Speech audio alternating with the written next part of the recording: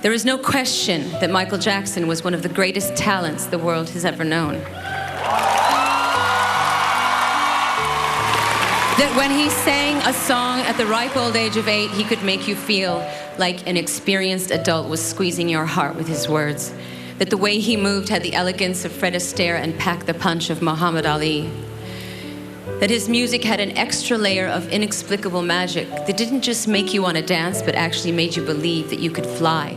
Because that is what heroes do, and Michael Jackson was a hero.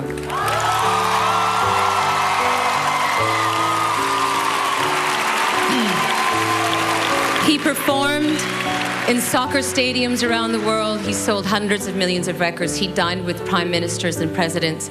Girls fell in love with him. Boys fell in love with him. Everyone wanted to dance like him. He seemed otherworldly, but he was also a human being. I can't say we were great friends, but in 1991 I decided I wanted to try and get to know him better. I asked him out to dinner. It was dark out, but he was still wearing sunglasses. I said, "Michael, I feel like I'm talking to a limousine. Do you think you could take off those glasses so I can see your eyes?" He paused for a moment. Then he tossed the glasses out the window, looked at me with a wink and a smile and said, "Can you see me now? Is that better?" In that moment, I could see both his vulnerability and his charm. The rest of the dinner, I was hell-bent on getting him to eat French fries, drink wine, have dessert, and say bad words. Things he never seemed to allow himself to do. Then, the witch hunt began. And it seemed like one negative story after the other was coming out about Michael. I felt his pain.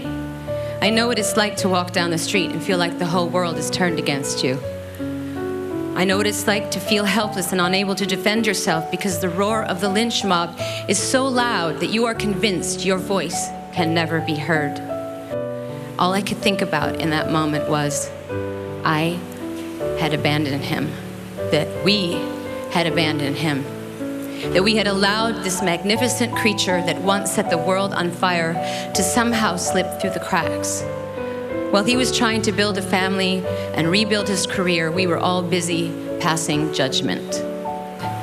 He was so unique, so original, so rare, and there will never be anyone like him again.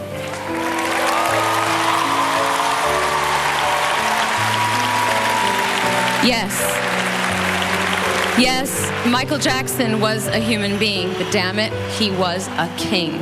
Long live the king.